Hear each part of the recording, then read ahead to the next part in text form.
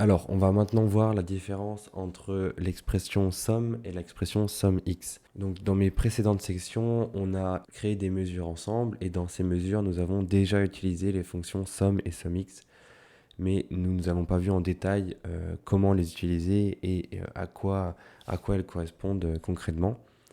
Donc, pour ce faire, je vais commencer par donner une définition pour chaque fonction. Donc la fonction somme peut être décrite comme un calcul qui va nécessiter une opération ligne par ligne. Dans ces cas-là, on utilisera la fonction SUMX. C'est ce qu'on a vu dans une mesure. On a calculé un profit par produit. On a utilisé la fonction SUMX. Ici, on nous a demandé notre tableau. Et enfin, l'expression. Donc mon chiffre d'affaires moins mon coût total. Pourquoi cette mesure a besoin de s'effectuer ligne par ligne? Eh bien, c'est parce que dans ma base de données, on a un chiffre d'affaires qui est différent pour chaque ville et chaque produit. Donc, on est obligé d'utiliser la fonction SUMX dans ce cas. D'ailleurs, je viens juste de me rendre compte que j'ai juste inversé les titres. Et pour la fonction somme, ici, le calcul ne nécessite pas de s'effectuer forcément ligne par ligne. On va utiliser la fonction somme. Donc, ça peut être, par exemple, pour calculer tout le chiffre d'affaires de ma colonne et nous ramener le chiffre d'affaires total de cette colonne. Ici, on n'aura donc pas de calcul ligne par ligne à effectuer. Alors que là, on a mon chiffre d'affaires moins mon coût total, donc ligne par ligne. Donc ça, c'était l'expression théorique de mes deux fonctions. On va maintenant voir la pratique dans Power BI. Donc dans un premier temps, on va se rendre ici dans ma base de données et on va commencer par comprendre la fonction SUMX. Donc pour ce faire, je vais créer une SUMX qui va nous donner le profit total, donc ligne par ligne.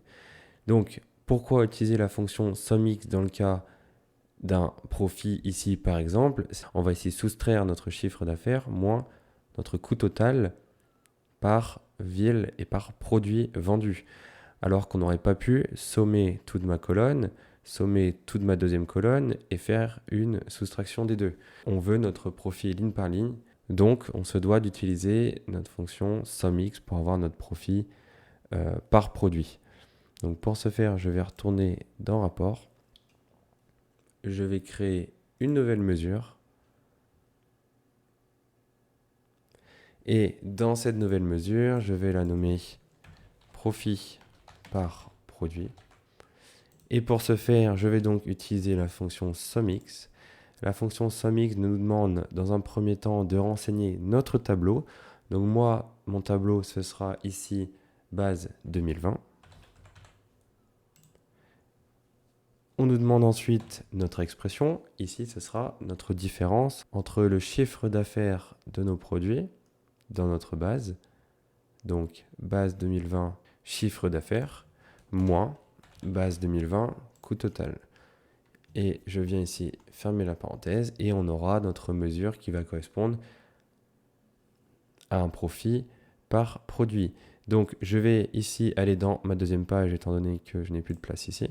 Donc on va recommencer ici à mettre en visuel nos mesures. Donc cette fois-ci, je vais sélectionner mon graphique en courbe. Je vais donc renseigner dans l'axe des abscisses mes produits. Donc ici ma colonne produit. Et dans mon axe des ordonnées, je vais sélectionner mon profit par produit.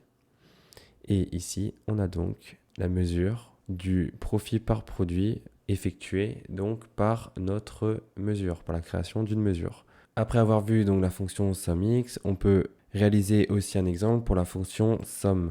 Donc là, ça va être très simple. Je vais donc créer ici une nouvelle mesure.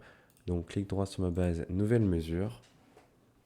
Et je vais effectuer une somme de mes quantités vendues. Et afin de calculer mes quantités vendues, je vais utiliser la fonction SUM, SUM, étant donné que on va demander à Power BI de sommer toutes les cellules de notre colonne ici. Il n'y aura pas d'opération ligne par ligne.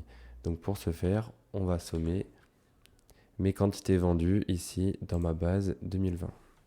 Je ferme la parenthèse, j'appuie sur Entrée. Et je peux créer une carte en visuel, donc en désélectionnant mon graphique bien entendu. Et je vais venir ici, rajouter la mesure que je viens de créer. Et elle se trouve ici. Donc je vais la glisser dessus.